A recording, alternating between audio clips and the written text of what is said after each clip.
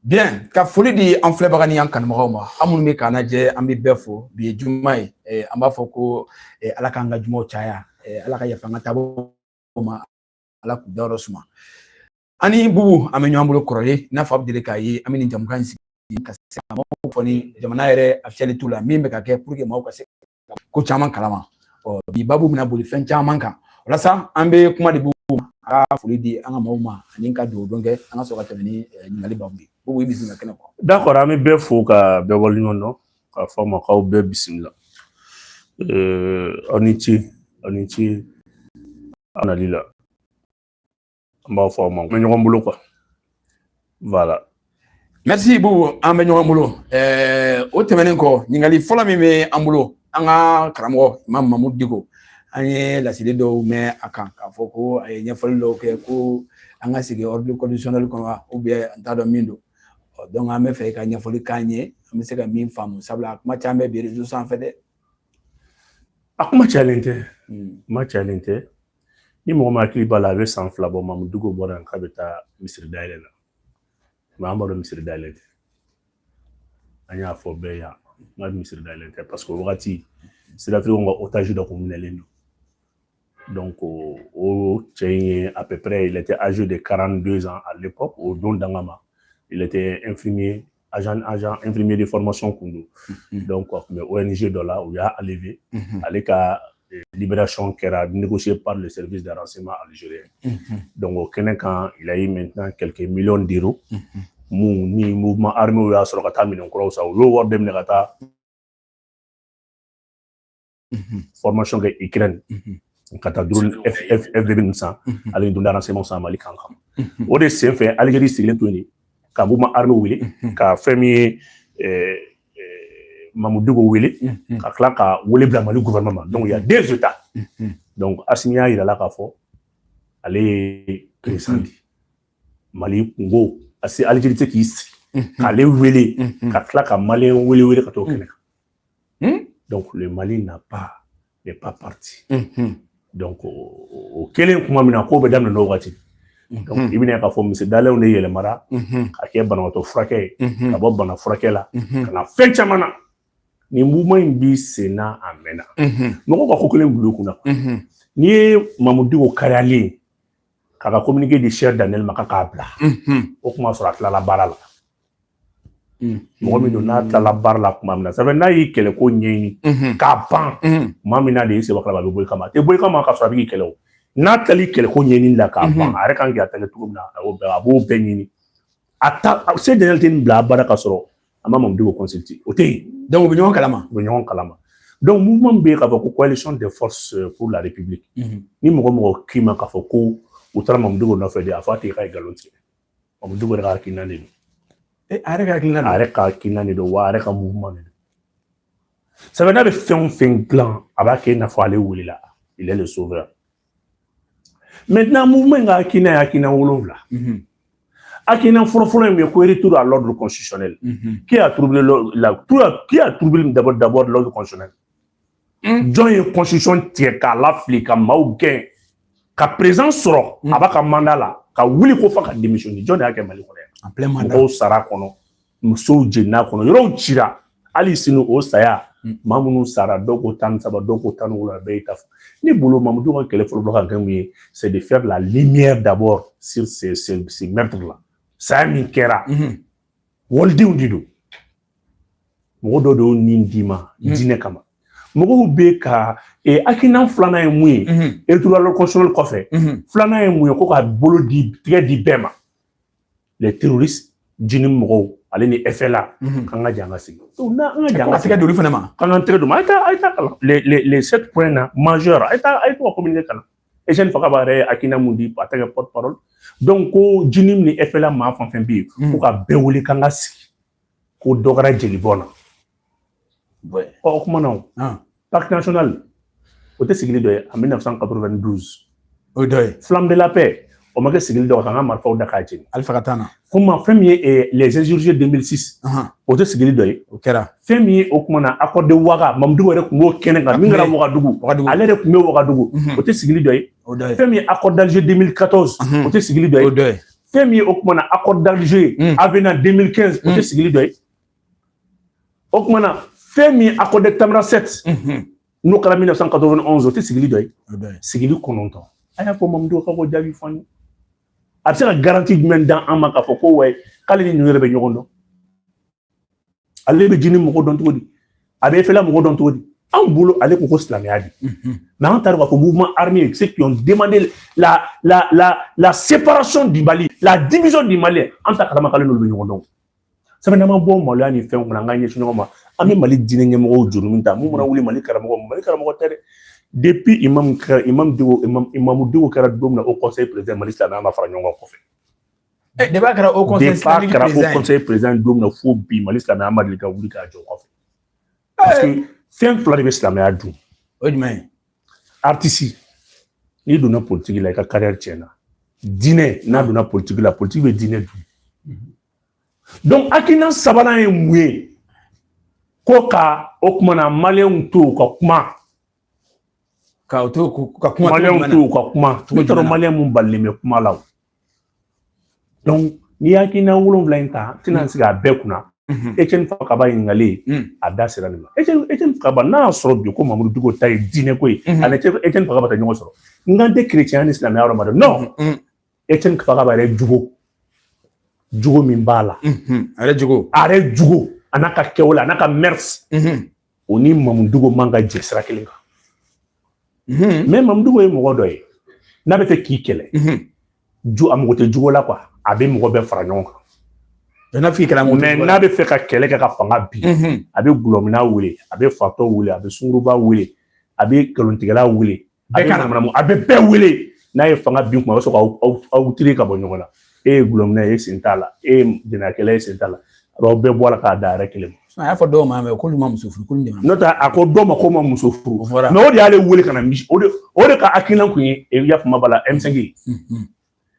donc a ko dɔw ma ko tɛ tiɲɛ t'i la mɔgɔ ye a ko dɔw ma ko tɛ danbe t'i la a ko dɔw ma k'olu tɛ seli o kɛra M5 kelen ka fanga sɔrɔ quand il veut choisir a ye M5 mɔgɔw to nin kɛlɛ bɛɛ la k'u bɛɛ fili kɛlɛ fɛ ka Muktar Wane nana bɔ a ye dɔrɔn k'o ta k'o k'a ye parce que ale ka esprit ye mun ye a mago bɛ fanga de la a bɛ se ka min manipuler o de ye Mamadou Diko ka force yɛrɛ Mamadou Diko ni Algérie bɛɛ ka hakilina ye kelen l'Algérie a besoin d'un état faible Algérie mago bɛ état de la ale bɛ ordre dicté min kun parce que l'Algérie vient gérer ce problème là qu'a fait mieux insécurité to Mali territoire sans fin mais an bɛ jɛ k'a gérer mais kɛlɛ bɛ kɛ Mali territoire de la mais Mamadou Diko fana ka laɲini tɛ dɔwɛrɛ foyi ye avoir un état faible fanga b'i bolo mais est-ce que b'a kalama le pouvoir est dans la rue la force est dans la rue donc n'i ye nin jateminɛ k'a lajɛ i bɛna ye k'a fɔ fɛn o fɛn bɛ nin kɔfɛ ka nin fɛn o fɛn kɛ a bɛɛ nkalon kuma maa wɛrɛ ta tɛ mouvement ye cɛ ta tɛ muso ta tɛ Algérie ka mouvement créé don ka Mamadou Diko bila a ɲɛ ma nka u bɛ taa mouvement in baara bɛ kɛ Côte d'Ivoire Alassane fɛ yan u bɛ taa mouvement baara bɛ kɛ Côte d'Ivoire n'u bɛ Côte d'Ivoire maliyɛnw b'a miiri u kunna ko non ko Algérie y'i sen bɔ a la Algérie b'i bolo jan Mali ye delili sira fɛ donc maintenant kɛlɛkɛlaw bɛ yɛlɛma yɔrɔ o yɔrɔ mais kɛlɛ bɛ ye objectif kelen cɛ t'a kɔfɛ muso t'a kɔfɛ Mamadou Diko et de bɛna fɔ maliyɛnw ye bi ko retour à l'ordre constitutionnel jɔn de constitution jɔn de ye ordre troublé jɔn de ye siraw jeni jɔn de ye pɔn tigɛ mun bonya bɛ yen ATT ma min dɔ kɛ i bɛ ka ma mun dɔ kɛ i y'a ATT gɛn i tila k'a fɔ k'i nimisara k'o talen kɔrɔ kɔni k'i y'a dɔn k'o ye tiɲɛtigi ye i ko n'i bɛ ka jɛra o kumana i tila k'a fɔ fana k'a fɔ ko o kumana o ko bɛ to i ta la o talen kɔrɔ fɛ k'i nimisara i ta tɔgɔ k'i taara k'i ye min kɛ i selen kɔ i taara na i tila ka bolo k'i taara bana furakɛ la k'i to la k'i kumana ko retour à l'ordre constitutionnel a y'a dɔn ko fɛn fɛn fɔra ko si kun tɛ ko in vrai ye nin de mais fɛn kelen de bɛ ka kɛ Diko la Diko kan k'o faamu quoi Ala t'o kɛ bɛɛ la dɛ o jumɛn i ni mɔgɔ jara a bɛɛ a b'a o fatura i Amadou Toumani Touré bi o fatura Ala ka da yɔrɔ suma i bɛ ka bi o fatura Ala k'o da yɔrɔ suma donc n'an ko ma bɛɛ fɔ caman fatura an bɛna mɔgɔ su bɛna caya Mamadou Diko ni maa ma jɛra n'a y'a tigi tɔɲɔ ni jɔ don kɛnɛ tɛ dilancogo foyi t'a la sinon a y'a fɔ a ka point de presse la yɛrɛ donc k'a ɲɛf'i ye kuma min don fo coalition in ti dore fo ye ale dido mais na ya soro ko jamana timba la na ya soro munu ko ba ko ku tay jamana ko yi ko nga don bi ko diko mena ka malon na fi wa ya la fili jonga ma Algérie ka intérêt ne ko ma ngo diko tina abada na Algérie ma yamara dam wa ba mi fo communiquer la ou yo ko fo communiquer la o de de ko o kuma ko u ka force to be jamana kofe ko nga ko munu be Mali kono ko lu ka dogo o koro jamakulu de bina yini mum bi profiter démocratie o kuma ni kuma wara fe non terroriste de bi jela e tem faga be kuma be fo e tem faga ba de porte-parole ali de jini mo ka kuma be fo Bamako va tomber ni be ku ka mascarade attaquer fe be ka jini mo ko pe be abuga ta ni yororo anu ka sigi ay kuma isi san ani mamdu ka sigi de wani ni mamdu sigi la yini Algérie de sigi la donc nga sigi donc e fe la wo jini mo ni be de wa tonglani mais mamdu ko indiga ibekala ibeka en moins sugu be nyini yana ka se ibeka ma fono mo ko ta ko fe bay ana ta ko fe Cheikh Mourou Jarala Amadou Aya be fangata watimna Amadou Aya était prêt à qu'elle engagé Cheikh Mourou Jarala était nindou en tenue militaire il a fait le tour de camp à Labanaro du Messiaso akoko kelen kan blanc na kamake Aya tara domina sévaré ado atara sévaré aya tara kata officier be faranyonga commandant militaire be ka funa ko mo china kelen en place là chaque président fama fa bet mena Mali ko ils étaient tous déterminés par kelen ke mamdou ya balamini che Cheikh Mourou Jaraboro au tournant de la Canara Majo est-ce que ba kalama ayo uni Amadou Aya bla nyongona we Cheikh Mourou Jaraboui Cheikh Mourou Jarabolo ngo fe jonana janguni ya fumya bala aleni janguna na blaye ka fanga di jonguna ma karate donc opération Serval na no wati ali sini France wela to na mado wana le bloquer la donc mo ba miri ali mamdugo be am Algérie min fo o be kana fi de sono mamdugo ni France yadi parce que aka kere be ko fe France de be installé depuis en bina ola et région pas ça va bina clé ça va en binin ko la en ba ka fo Serval nana au Serval na wati na au mouvement armé contre yedi MLA à chaque opération française avec trop fallait France be trop fallait France desera dugu kelim na ni barka balo e Mali sono France dara yoro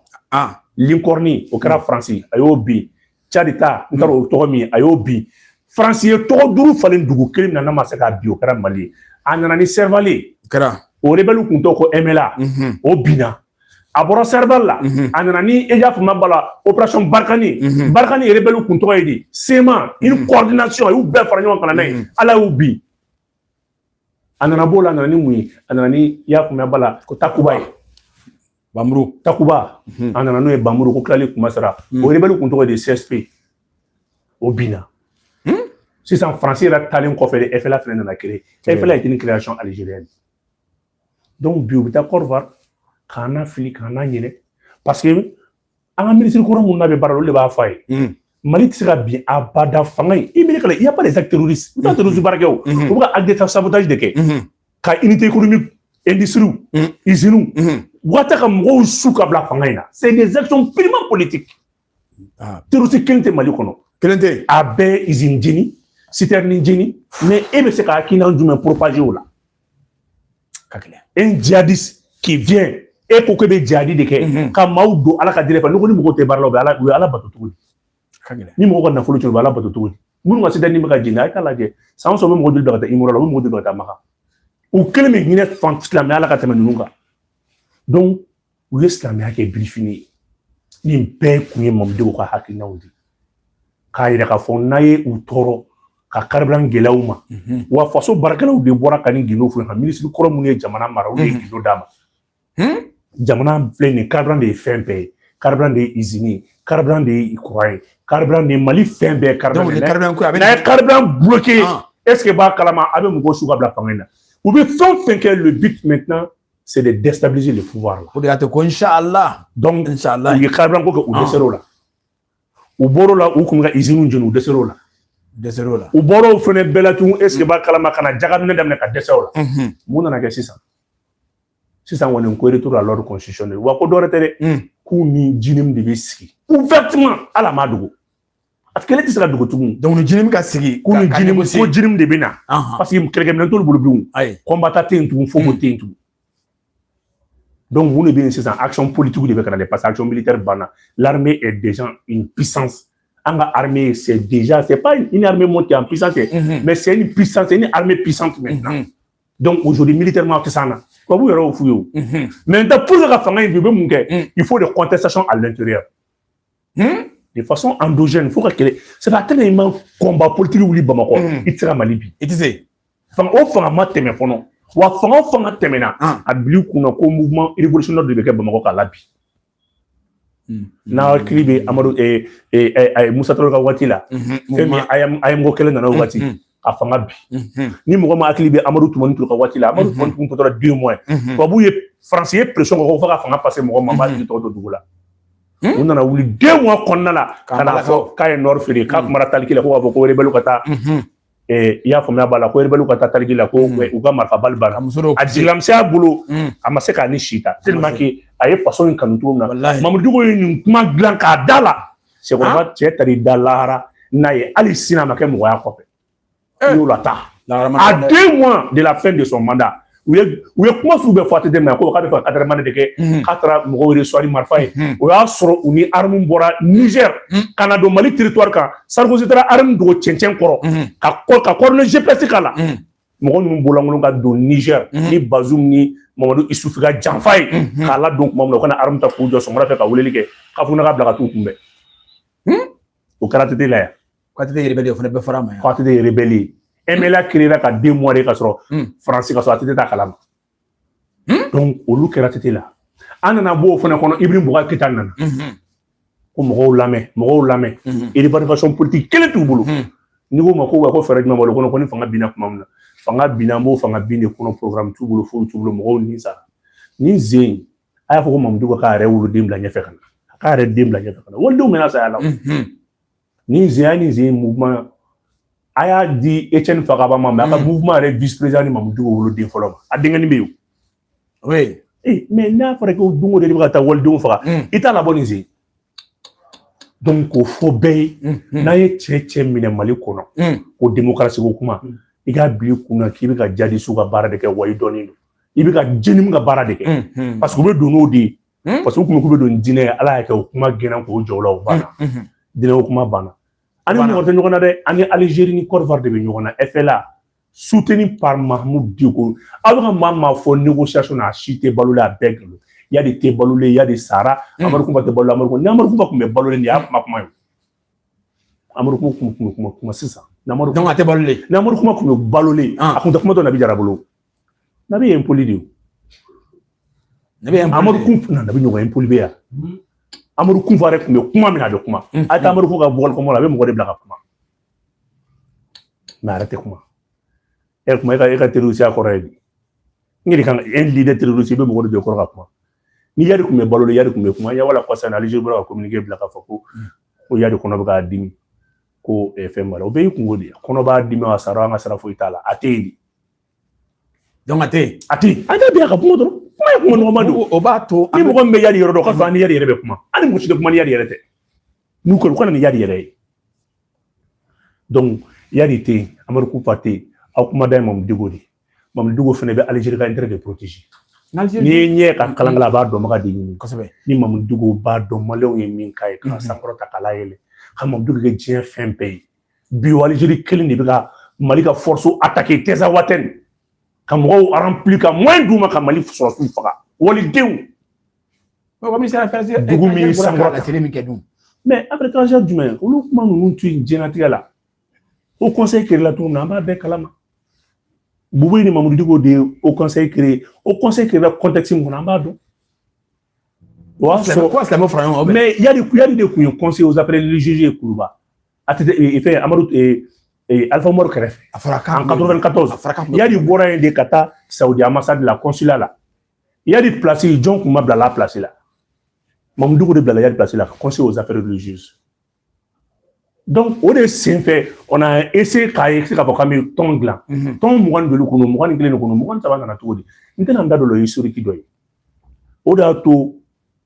ala ka hine bubeila domina discours be kan ga ko imam hybride J'ai dit, un camarade politicien t'a occupé. Bon, après, termine une fois, Mamdougo, ni Mamdougo, Bungo, n'a pas ta l'islam. Aya tato makafai. Ngo c'est une erreur. Amra erreur de langage deke. Au kana foko imam hybride, aya foko Mamdougo hybride. Ni ko imam hybride au dos au conseil bloqué ba kana. Abi jabini islam ya di, donc avec islam be chouka bi. Les gens ne m'ont pas compris ce jour-là. Donc aye munga Boubé là. Donc ni Boubé réagira parce que Boubé ba don. Ani Boubé dira en 1982. Mamdougo ni Boubé dira 82. Ou le journal Mamdougo le journal Kalajata là. 82 83 après Boubé bourse sur la CST là. Dakar 86 et Paris 80 France 86 ata diake. Donc ata français. Ayi ngame Boubé ma Boubé tra formation en France. Donc Boubé ma Mamdougo de ko faire. Donc aya donc afo mbe Boubé pour me faire attetema et Ibrahima. Ni Mamdougo bi kele abi mo goro le ko Boubé ni o Boubé ko ma la so ni fa. Après faut que sur une ngati. Mamdougo ko fait no fait et réconciliation possible de no fait. Mamdougo ko 60 sarao. Les ministres de la réconciliation parce que là il avait accès maintenant à la communauté Touareg à ni Tamashek ou ni Touareg ou ni fait. Donc a mais be fara nyongo autour de lui contre la transition.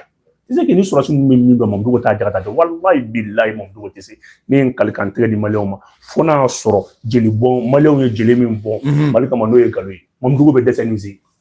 A mo postu ni no fait. Ministre de Asane Soso et de conciliation poste ni Mamdougo ko so ça femme ka comment femme to parce que là il maintenant tout le monde derrière lui autour de la réconciliation. Donc aujourd'hui qu'à fina ni touré sans faire hériter douguma ame barka da alay fen chaman tiena ka senima quoi mais si ça arrête de Mamdougo pour na fazer coalition ni fait Mamdougo ni Etienne Fakaba nyongo sur la kelia de bala qui dans chrétien islamique ka franyo ka be jadi kelege chrétien jadi si boyimi. Un chrétien djihadiste, Iboumi, Etienne Fakaba n'est même pas chrétien, il n'a pas été baptisé. Mais arrête pour la fois pour lui il est chrétien. Mais un chrétien, il est d'une métasigi. Donc, il demande maintenant le monde musulman, ni pour ni un pays islamique, un forum ganga daka kanti, au kanga ke allez Etienne Fakaba ready, d'après les djinnim. Donc, Mali est jamana kelindi. Mali be fala, Mali be bala. Net nanda do dîner kuma la mais mimi nya foy Mamdougo ka fo ka be dîner kele keni Etienne Fakaba mais ametami Mamdougo ka fo ko retour à l'ordre constitutionnel mais minata o bilan bemi ngi di premier ministre di et di mo do do sente kon mo tam sente kon mo be ka la rama la man ko sebe e surasi ni do me ka mo mo sente kon ko Mamdougo mo dileni o e be mine kili Mamdougo tisi ni be ka fo yi avec semaine à tisser n'y a qui n'en kili avec fait comme une can noirama arrêt au fond comme go boubou malikono go boubou malikono ngadadu en tout cas go onte do malikono amo fo bay fait une d'autres Côte d'Ivoire parce que si ça oblige à ta jeune pour des alimentaires ou dit c'est ça canet et carburant ko noara ou pas pour des alimentaires ou dit attaquer c'est ça ou varier en flanc na yo de fo donc balo ko agele maloma nous traîner balo et c'est ça ou va se couper flanc Amene tui baudili ala kama ene tui aye chauffeur ou nyinga ko combat be tugudi c'est terrible ça qu'on va attaquer et tu sais le savez engin militaire de Kachan carburant il y a 10 postes déjà mis à l'ennemi le corps varsera là kabo Kadjana qu'est-ce que ba kala makana siga so à peu près ne m'a fait 200 à peu près 200 km ou 270 km observable la commentaire là ali nye kretse kabo. Tu sais, Élysée Daounaka Tchedon Flené. À la frontière ivoirienne, on est là, on est déjà là. Il y a une base militaire mise quand il y a un corps barma. Maintenant, comment que les finani mourmi Mali, Mali le saut de l'armoirie du Mali, ni mourmi Mali emblème na Mali ka pas pour dire en bon en bambara. Le saut la Mali emblème Mali ka mimi faut 40 sans francs. Merci. Donc on a fait l'armoirie maintenant de la nation. Mali n'y a pas qu'à la début qu'on envoie de sans fait. On te connaît donc. Moi, on connaît c'est qu'on a quand même avec ta avec panata m'appelle qu'on a une seconde qu'on a été églé un body seconde na ye a serait c'est généralement faut chou ou a tessé chouma bara serait ba ka tambeta ki la ka soka jigika wa malibu de quoi voir là hein quoi voir choudi ça fait un an tout depuis 1980 on mène d'enfants na droit de kodo mais ka droit de fabi ya fama ay ya fama mo ko ya fama droit de do merci beaucoup mes jeunes frères ngame droit de ma kono ye droit de mali be trop même droit be kini droit be me sans fabi lajɛ a bi jati minɛ i yɛrɛ bolo ko droit ɲɛti la a bɛ sɛ kuma dɔ la sɛba n'a den bɛ yala a b'a fɔ ko droit ɲɛta dina fo sɛba yɛrɛ bɛ don kuru ka denw to droit bɛ jigin dɔrɔn k'a ta bon anw ni mali bɛ ten mali b'i to yen walayi mɔgɔ min ye kɔnɔ in sɔrɔ a m'a sɔrɔ gansan na kɔnɔ in ye kuma kɔrɔma de don sɛgɛ de bɛ fɛn su dun m'a fɔ ma droit bɛ a den ɲɛnama voilà donc an bɛna min kɛ Côte d'Ivoire la a b'a faamu ni si m'a fɔ ma donc an bɛna min kɛ Côte d'Ivoire la a b'a faamu ni si mɔgɔw bolo a don an bɛna Côte d'Ivoire la di mais ni zen de u bɛna faamu u bɛna faamu zen ni zen de u bɛna faamu u ye fɛn fɛn fɔ yɔrɔ kuma jɔrɔ la fo k'u yɛrɛ maloya e fɛlɛ mɔgɔw tɛ dugukolo foyi kan u bɛ Côte d'Ivoire e fɛlɛ mɔgɔw bɛ Côte d'Ivoire u bɛ yɔrɔ min na sisan ko imagine ko fɛn dɔ dɛ ko intelligence artificielle do ko ya fɛn do wali e fɛlɛ mɔgɔ min fana intelligence artificielle u yɛrɛ parce que u bɛ kuma min fɔ sogo kuma de quoi ɲɛ bɛ e fɛlɛ yɛrɛ combattant na u bɛ intelligence artificielle de fɛ parce que mais u bɛ kɛlɛ kɛ n'o kuma ni RFI bɛ kuma caman fɔ o ma n ka caman intelligence artificielle u bɛ kuma d'olu la hali Europe bɛ kuma Mali information na on a vu mɔgɔ caman tɛ communication dɔn mɔgɔw b'a dɔrɔn nin fɔra RFI la nin n'o tɛ an y'a caman ye a caman ye Europe ni mankan ye o RFI ka communiqué caman ye Europe mankan ye mɔgɔ mankan tɛ o asma i fana ko tɛ dɛ donc olu mana fɔ ko intelligence artificielle don FL yɛrɛ combattant intelligence artificielle ye Côte d'Ivoire yɛrɛ c'est un état de l'intelligence artificielle parce que bi bi na n'i ye Côte d'Ivoire don hali fɛn kɔnɔna la a bɛ u bɛ nin de f'i ye a tɛ Côte d'Ivoire yɛrɛ bɔ a bɛ bɔjɛniw de bɔ k'a yɛlɛ donc hali intelligence artificielle yɛrɛ de ye Côte d'Ivoire ye Alassane ye dugu in bɔ a cogoya la donc c'est pour vous dire que coalition ye Mamadou t'a di a bɛna an dafalen sɔrɔ yan on est fin prêt bɛɛ pɛrɛnnen don k'a kɔnɔ mɔgɔ si den ni mɔgɔ mɔgɔ den satɔ ye nin ze i bɛ sa Maliko de la mais i tɛ sa mɔgɔ ko la ayi kana siga donc n bɛ se ka min f'i ye coalition in na a n'a porte parole u bɛɛ dɔnnen don a bɛɛ dɔnnen don Mamadou ye référent ye Aliou Bokar Diallo ye président ye Etienne Fakaba ye porte parole ye cɛ naani bɛ Bamakɔ yan o b'a la olu kelen bɛ k'u man k'olu tɛ se ka kuma fɔlɔ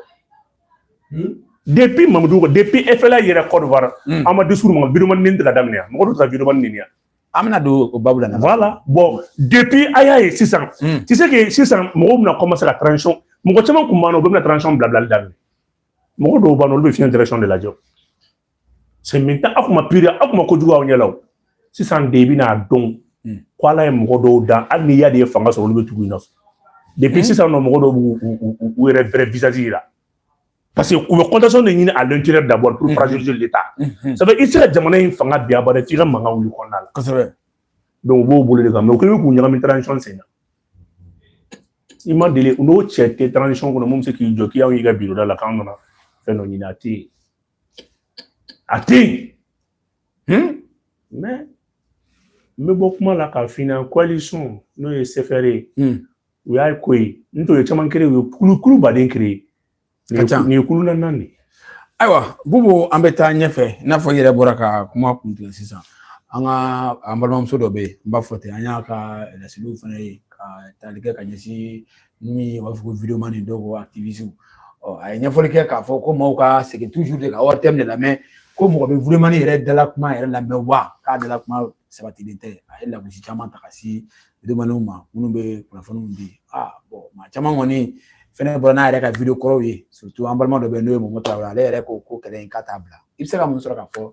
an balimamuso in ka laseli kan Ala de ka tiɲɛ sigi ma dɔrɔn ne fɔlɔ de Evelyne Dia yira mɔgɔw la a ye plainte donni kama ne fɔlɔ de y'a fɔ a ye n ko tubabuden don n k'a fɔ a ye français k'a bɛ taa ne datugu ja maliyɛnya ka di dɛ n'an taara an sigi bɛ procureur ɲɛma mɔgɔw ye yafa deli yɔrɔ de ye mais an tila ka don procureur fɛ mɔgɔ caman m'o ye quoi ne de bɔra k'a ɲɛfɔ ne de bɛ k'a fɔ bɛɛ ka taa lajɛ a ye drapeau min ye o kɔfɛ an donna procureur fɛ yen n bɛ barika da Ture ye nin yɔrɔ la Ture ye ɲininkali kɛ ko a fa tɔgɔ ye di a y'a fa tɔgɔ fɔ ko français don a ko français don ko mais ko ne ka n'a fɔ de Nta ni ko ne ma ko malien ne be dimi mun na. Au Kra il y a 2 ans, allez des galons ta da Mali gouvernement. Allez mi galon allez ma joro de. Comme ka tribunal de la kon. Ne mi tien fo ne de joro la muna. Anga ministre nani tara sanga fo la ku tara ministre avion de la. Tiens, on le kabiro jane au dos avec mon ministre de défense. Nous au dos nous source officielle que jumé. Ministre pas jikunte ya. Mon ministre pas jibe, mon alima to ministre ngafo. Ale koko anga ministre bata sanga fo la ko ministre appui de no ma de galon tigia. Anga ministre tra M111 l'année M8 kili. 10 hélicoptères. Ou yu jo mobti ka ministre muso do de takatane. Ado ministre nande kumé. La délégation était présidée par actuellement le général de corps d'armée Ismaël Ouagui. Donc, Imam Jara Dawaka Mousso Fladawaka. Ou du ministre Mougodo de Dona Anko. Ça va, on est ministre on t'a dit. Néo Mampo. C'est vrai, Evelyne avait un plan. Comme on chante Mouburuka Douan, comme on peut pas dame ne follow la parce que au don, ne la mêlée de don maintenant, on vient l'encarrer, nous et l'encarrer au tobem. A donc Touré comme une fois à dos. Mais il y a un tas Touré fait billahi. Et Evelyne me calonge. Hein? Evelyne me blofou sur là. Ko Touré ne comprend Evelyne ni Touré be nyogondo. Ah. Et Dani Touré te nyogondo. Na yu gosha ki la hein? Alors. Mais monsieur na yu non il va me taper façon. Non abo maka taper abo deke. Absolument. Non, allez bétan, allez nous kadi, allez de karsadon. Chité chi. Allez mo ko ba baraka et consultation à te baraka une tiente. Ah koko avec demande mala ko sera sous. Billahi galou. Ka bolu le gars la romala de. Ka harama kana sura sous to chi. Ah mo de fode. Ça fait quoi? Il va ni aramadi ni mo kanga malion for nyonga bi Evelyne de kanga ke. Il ko be fanga mimpi. Il kuma be fo san juli, wati juli. E nana anyantega janye kana. Anga farnyonga ngombe ngoni jeunesse be kala yini anga kulukili ne bolo Evelyne nga mune fo abuga media mun na me o kuma na aya bla ko ambe nga jaga media do de kala no e France media mais pourquoi ante France to boanda ni to de famille Mali kala quoi do be France to sera boluda ayi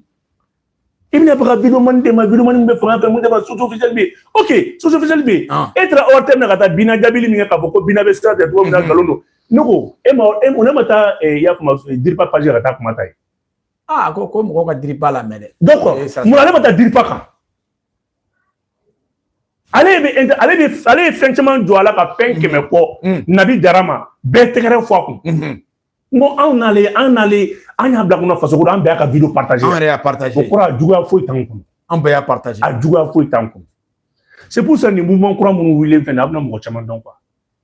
Ah, ni mamdu ko mouvement mu lentene aw kana boka sarakan quoi baw di ay ak la ko Evelyne transition de bagay non tan be Mali de bagay nay yebara nay mi jabe transition ne nay mi jabe do ala ay ta ay Mali ko bla onyama wallahi ni nga barade ka wala disre parce que nay ni kuma fo ma be dimi abo tege jigi na o tege jigi avec fanga indela je te jure il va blukuna femme min do akungolo be barake ale la vidéo mané bu mais ne be kuma gelen doron de fo ale be so ka dongo ne be kuma gelen doron de fo aka boli denga vidéo manu ni wallahi aka boli ka todi ni aka boli denga vidéo manu do ya ni aka dai quoi ni aka dai sa ni maka dai ko yire gindo na kuma ne ba be fo shek e ba be fo ça veut quoi ne te fait kuma quoi momo tra ka ba be fo c'est que na ko mbora ni zi c'est que mogo ma mi famille les gens pensent que mogo ba transition demain mo jama be san kaso de nyobe be sra marfa de ayi ni marfa do ma ma telo si mun do ne marfa to bula abubulu atu mo se ko ju kana ko sebe même jamana be fin be san am sro lu nyame sra an re balma unia mogo be sra jugo adinye mogo be sra malo de nye mogo be sra jamfa de nye abo vous ne me kala de ma pour moi c'est pour vous décourager seulement là ya ka mission na yo tani fi abebe dimi fanga import wallahi mo mi do elle est très perfide a be barake quoi ni kene la non ayi fanga ne kun bolo billahi non ngale ni nunu ay be ko kani fanga be nyom bolo wallahi ni mo ko shitim ça ne va pas barake de conciliation billahi te barake wallahi billahi suma wallahi a tɔgɔ tɛ yen dila a tɔgɔ tɛ yen fansi réconciliation yɔrɔ kelen tɛ a bɛ yɔrɔ ça veut dire yɔrɔ sɔrɔsi ninnu ci kuma quoi ni wala Evelyne ni bagabagali Evelyne ni profond sɛnɛ la a ka so kɔnɔ Evelyne bɛ siran k'a tɔgɔ yɛrɛ fɔ ko n'i y'a tɔgɔ fɔ dɛ k'i bɛ don kaso la a ka hadama tɛ se ka foyi kɛ mɔgɔ si la dɔw ko n'i y'a tɔgɔ fɔ dɛ k'i bɛ don kaso la k'a ni pouvoir de bɛ ɲɔgɔn bolo billahi a bɛ ka fanga in a bɛ ka e la n'a ye ɲɔgɔn na Touré t'a la n'a ye non n'a cɛ n bɛ ka min f'i ɲɛna a t'a dɔn donc a bɛɛ bila kun a bɛɛ ça veut dire n bɛ ka min f'i ɲɛna n'a ye min fɔ vidéo ma n'i bɛ se k'i ta sara i ta sara a la foyi tɛ bɔ a la a ni foyi n'a ye min ɲɔgɔn f'i ma a fɔ a ma fanga ye bɛɛ de ta ye o mɔgɔ ka siran sariya ɲɛ kana sa ne de y'a f'i ye n'a y'i gosi hakili la ne de ma wuli k'a fɔ e sigi b'a kalama tapage ah non Evelyne ɲɔgɔn tɛ tapage la donc a b'i bugɔ non a b'aw bila sa a bɛ dimi fanga a b'aw bila kun non foyi tɛ yen sinon mɔgɔw kuma ka siran yɛrɛ caman bɛ k'i ban ko ka kuma ne bɛ kuma kelen f'i ye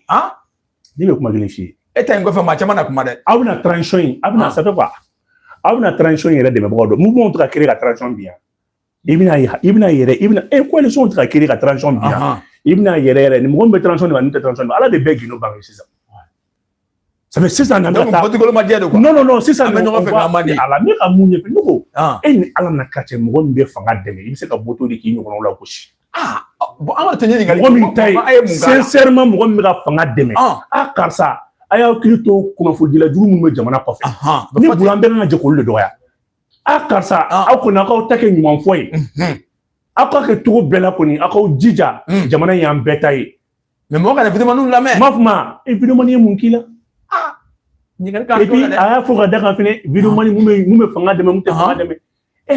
mais a bila u kunna o ni vidéo bɛ ɲɔgɔn sara la n'o don e ka Mali mɔgɔba jumɛn bɛ compte TikTok tɛ min bolo ale yɛrɛ bɛ réseau kan ale yɛrɛ b'a kan mara ni y'a faamuya ale yɛrɛ b'a kan fɛn min don c'est pour dénigrer ça fait ni campagne ninnu filɛ nin a bɛ ka média farantakati minnu a bɛ ka sara olu minnu yɛrɛ a kana sara olu ɲinɛ nka b'u jɔ de b'a billahi ni ala cɛ mɔgɔ si t'a kɔfɛ a yɛrɛ kelen ka hakilina de ne de y'a f'i ɲɛna mɔgɔ si t'a kɔfɛ ça fait quoi n ko nin ye min kɛ ne la ne de ma taa ka taa ko na ka taa aw ye min tribunal la o tɛ foyi ye o sinon an ye jɔlen an k'o ayi o tɛ o y'a sɔrɔ ne taara fɛ yen i ni ale bɛ kun jɛlen bɛ min na o fana tɛ o tɛ foyi ye o layila ne de ma taa Evelyne fɛ yen ka taa n ka kuma ka bɛn a tɛ se ka lakali mais Evelyne a ye ne filo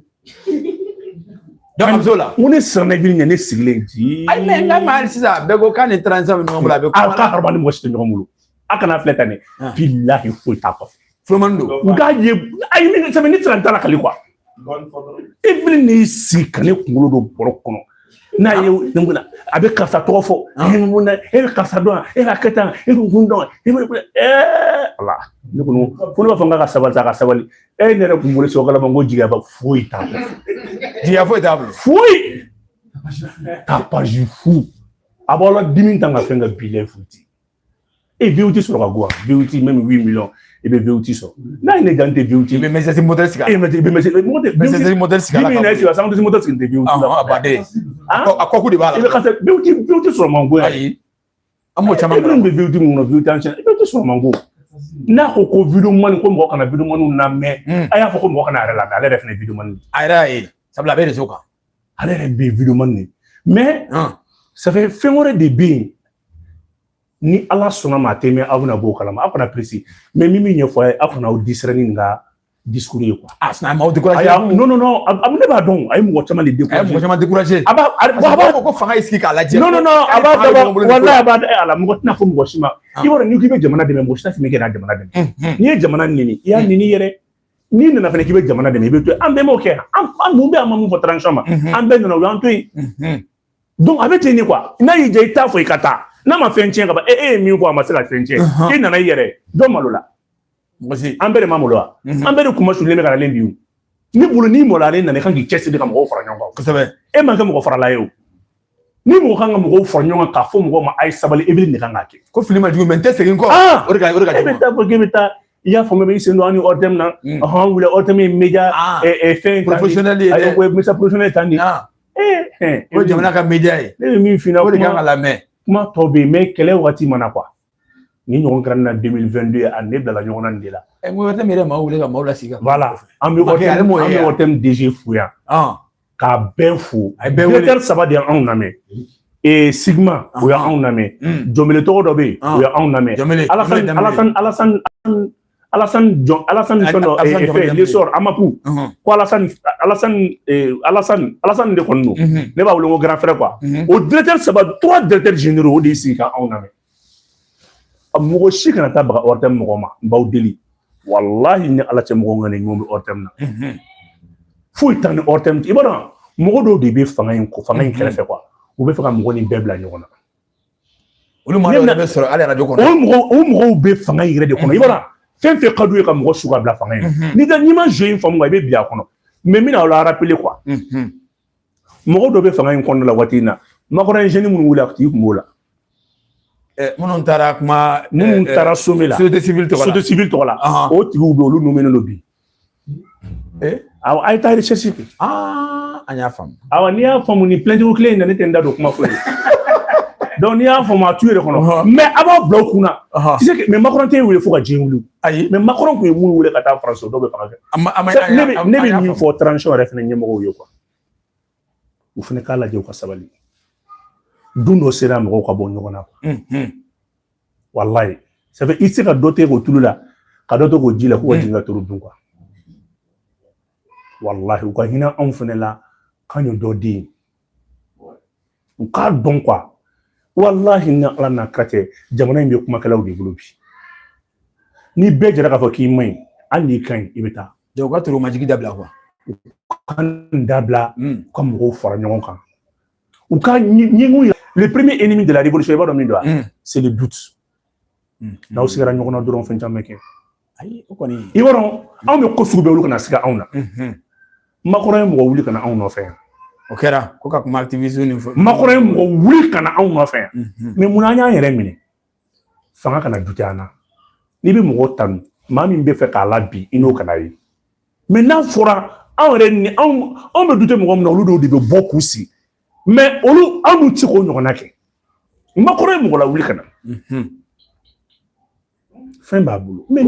ne tubabu ka visa sabanan de dili tɔ ɲɛma n ye visa dɔ kelen annulé a ma mais n ka saki cɛ an t'o mabɔ ka la ne ye n ka passeport kelen annulé a ma mɛn ça fait ni maa o maa cɛ 100 bɛ yen bi transition kɔnɔ o tɛ se ka faransi kɛlɛ a tɛ se ne de y'a fɔ aw ye u denw bɛ taa vacances la Faransi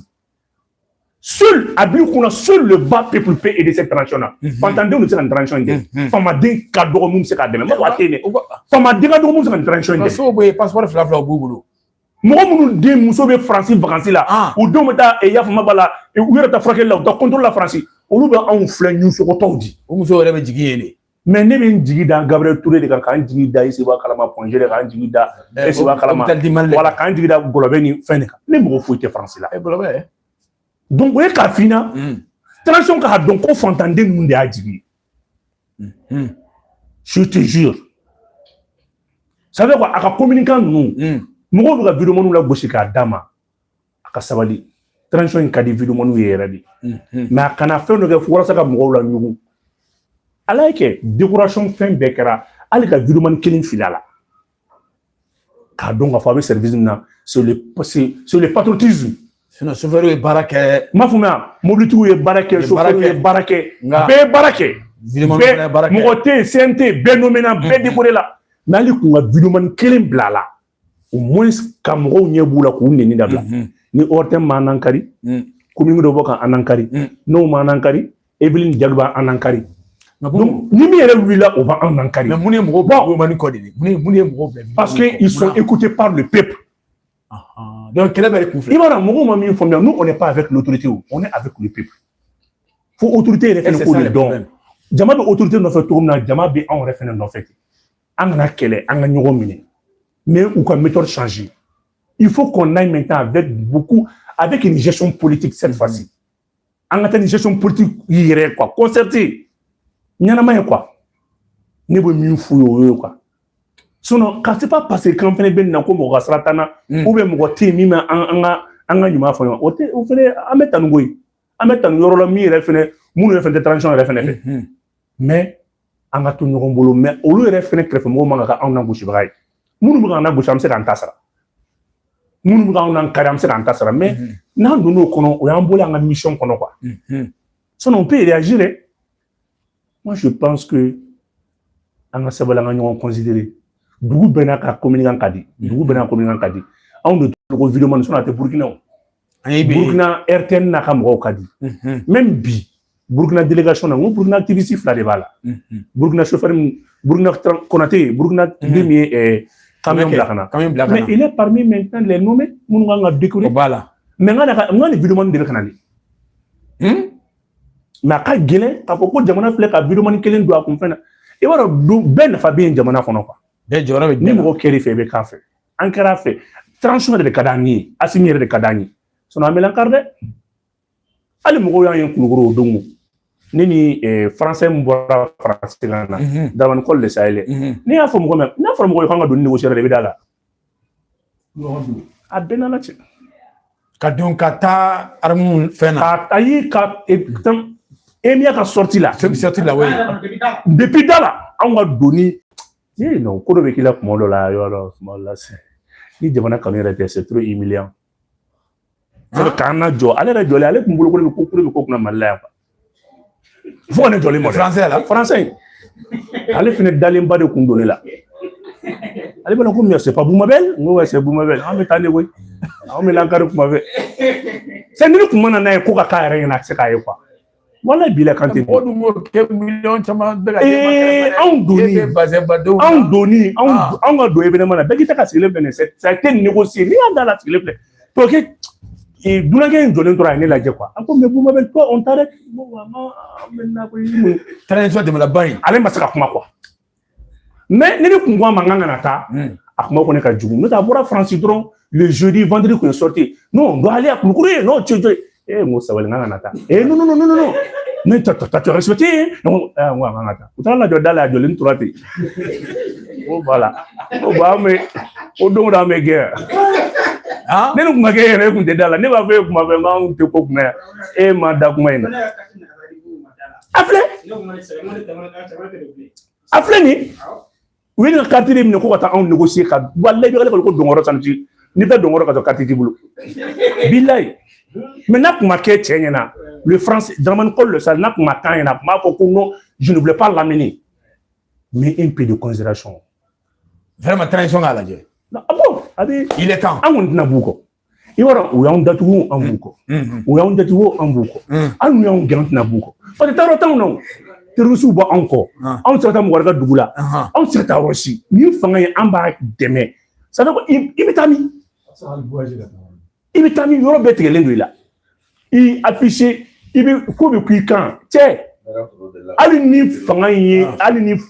tasma tere ani fanga yi ko anu anu atini ko ngabo ka te boako ale da ambulance na me nyongodi Onyango. Voilà. Faut finir mon fond de là-bas. Idriss Ramabla. Ah, et vous avez la question que les meilleurs pour vous. Oui, du moins. Hein? Rappelle-moi là. Siko, avant qu'on attaque, Siko, on m'a mal fait là Sénégal Kafogo, Sirigi Djabati, artiste. Ou avec le mega plein de Siko Kama. Bon, big les qu'on a là, il fait n'importe Kafogo, ma oro fanta farnaka. Siko nous fait la transition de me babaye. Maubeka no maubi on a yala ibe do da kula wa. Bon, wallahi. Même finanté fait pas donc quoi Chico a une demain ne manque la force le Chico mané demain mina c'est qui jeli artiste fenedo mo iki dañement do kuma bella bon ñame fene ko d'autres plenty do akama islamia to la OK ko fene ta plenty sama bon ko ni kore note munu fene mo ko fa islamia to la mo ma plenty do lukam nabi munum ka marfata islamia to ka mo ko dugu ci ka mo da ku kanté ne bula ka plati do nabi fene kama magasin fa on va ne plati do show kama ko ni ka islamia do ka nga plati do nabi fene kama ka mo ko fa islamia kama wa mo munum fene muso fene sala islamia kama o fene plati do jongama o ba sala do plati islamia do kama munun deun sara munun muso sara kele na so fene ko plati do islamia do kama violé là munun ga deun violé là donc d'une manière ne kun fe yana ka senima akun na kun nga plati akuma ke ni tinda jugu doni na nte kuma fo mum sa na fitne bi do de ke ala ka ko ala ka adalasa siriki an do malien do shiko an do malien do fete fene ni be nyona se gi soro quoi ni be do de ke balma maw do quoi don tɛmɛna siriki kun bɛ waati min na a ka kasoko waati ne ye siwo ka bɔ ka siriki défense ta mais vraiment ko bɛ munumunu ne kɔni bɛ min kɛ ne b'a dɔn dusu de don mais artiste n'i bɛ fɛ ka carrière fɛn ka kɛ a to mɔgɔw k'i dɔgɔya kɛ sunugun ye quoi parce que ni mɔgɔw y'a dɔn k'i bɛ dimi u t'a dabila e ma ye mɔgɔw bɛ fɛn bɛɛ k'anw na an tɛ kuma alors qu'on peut porter plainte droit b'an bolo mais kana to mɔgɔw k'a dɔn ko komi b'i tɔɔrɔ quoi ni maliyɛn y'a dɔn komi b'i tɔɔrɔ a t'a dabila bilen quoi ni ye sugu ta ye si bɛ kɛ mɔgɔ wɛrɛ bɛ bɔ ka dɔ wɛrɛ kɛ min tɛ i tɛna se ka bɛɛ minɛ o n'i sabalila mɔgɔw bɛ tila ka na yafa deli fɛ o artiste bɛ dɔn ten de quoi bilayi jama ɲɛmɔgɔ n'ale kɛ jamalamɔgɔ ye ni mɔgɔw ye ko kɛlɛ a to ala ma mɔgɔ 100 bɛ bumabɛlɛ nkalontigɛla ye a tɛ bumabɛlɛ lamɛn manamanamɔgɔ don malangolo don mais o caman bɛ yen u kana fɔ bubu an ye tiɲɛ segin ma ala ka diɲɛ dogo dɔ mɔgɔw bɛ yen mais ne kun y'o bɛɛ kɛ plainte ye bi hali n'a dɔw bɛ yen k'u ye tiɲɛ k'u bɛ ka sigi kɔ o tɛ sigi kɔ sabali nafa ka bon ni se ye quoi sabali nafa n'ale ye kɛ jama ɲɛmɔgɔ ye k'i kɛ mɔgɔ dawulama ye i bɛ sabali n'i sabalila fugada tɛ dɛ i bila ka n'a nafa sɔrɔ parce que n'i ye sabalila don dɔ a tigi bɛ tila ka na k'e ka jɔn de donc an bɛ dugawu de kɛ u bɛɛ ye denmisɛnnin ala ka jisuma k'a fura ye ala ka hakilina ɲuman d'u ma plainte minnu bɛ silamɛya tɔgɔ la o ko ninnu sa ne kɔni fɛ u k'a don Siwo ni Bina Jara ninnu bɛɛ tɔgɔ la ale ni Mamadu Bari ninnu bɛɛ tɔgɔ la parce que mɔgɔ min ye silamɛya dɔgɔya ni mɔgɔ min ye mɔgɔ fana faga silamɛya nɔfɛ silamɛya fana tɔgɔ la ka bin ka mɔgɔw bolofɛn suɲɛ ka misi ni fɛnw suɲɛ alikabasu ninnu kɛ donc alikabasu ninnu an kan ka plainte don ninnu bɛɛ kan vraiment b'aw fo